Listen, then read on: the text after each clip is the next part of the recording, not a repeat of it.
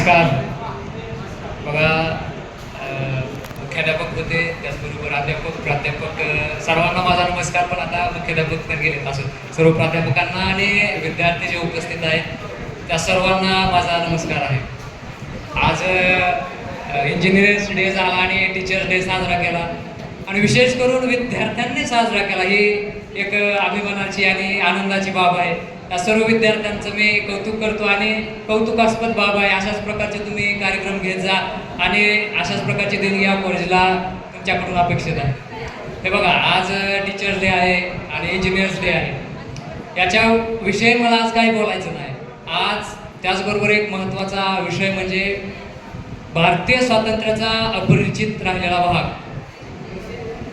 ज्यावेळेस 15 ऑगस्ट भारत स्वातंत्र्य झाला, 15 ऑगस्ट 1947ला, त्यावेळेस भारताची फाळणी झाली. अनेक संस्थानांचे प्रश्न ऐरणीवर होते आणि त्यातलं महत्त्वाचं म्हणजे आपल्या शेजारचा मराठवाडा प्रांत. हा मराठवाडा प्रांत गुलाम होता. निजामाचा काळा झेंडा तिथं फडकत होता. रजाकारांनी मातीचा रंग लाल केला आणि या काळामध्ये परदेशांची हुकूमत आणि जनता अशी असहाय्य होऊन घेतली. आणि हे रजाकार आणि हे निजाम कोण?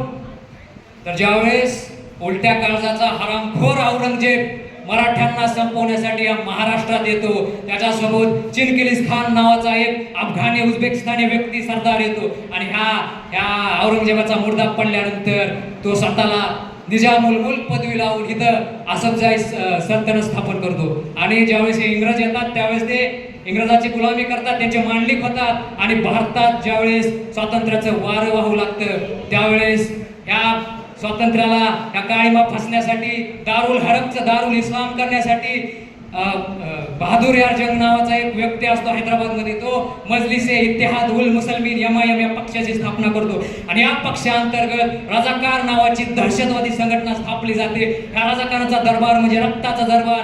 गाव जाळणे, लोकांना लुटणे आणि आया बहिणींच्या आबरूला हात घालणे असं काम या रजाकारांमार्फत चालवलं जातं.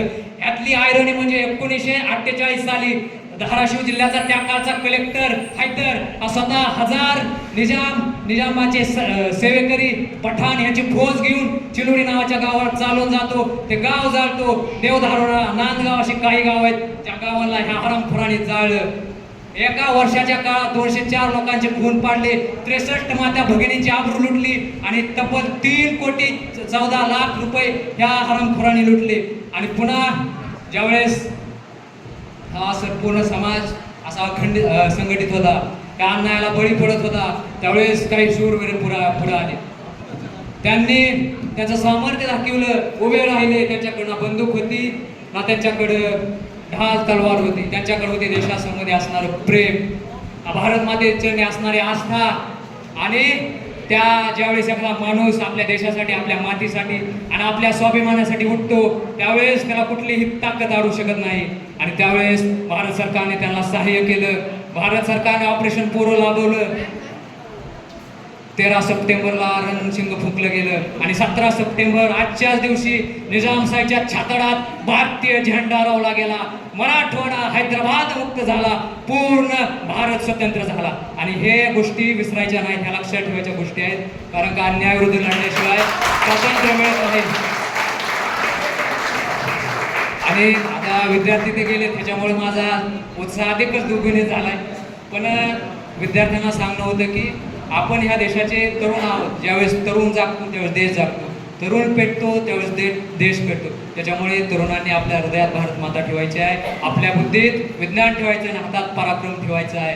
आपल्या देशाला पुन्हा सुफलाम करायचं आहे. ज्या माता भगिनींनी त्यांचे पुत्र दिलेत, ज्या मातांनी त्यांचे वीर दिलेत, त्यांचं बलिदान आपल्याला चीज करायचंय.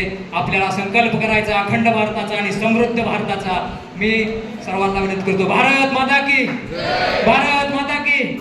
मराठवाडा मुक्ती संग्राम दिनाचा विजय असो. वंदे मातरम. धन्यवाद.